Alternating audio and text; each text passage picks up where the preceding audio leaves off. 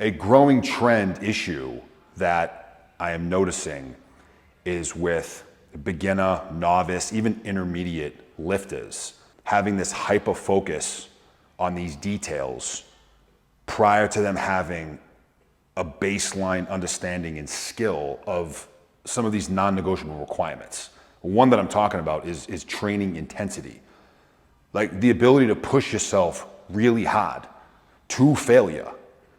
If you are unable to do that or unwilling to do that, then the details in the lift itself are essentially irrelevant. Like if I'm trying to build the size of my bicep, the difference between a neutral grip versus an underhand grip is not going to matter if you are unwilling to train with that level of intensity. And yes, this does make a difference in which head of the bicep is strained more, long head versus short head. So the details come into play at some point, but if you are unwilling to train with that kind of intensity, then this versus this is not gonna make precisely zero difference. It's not gonna matter.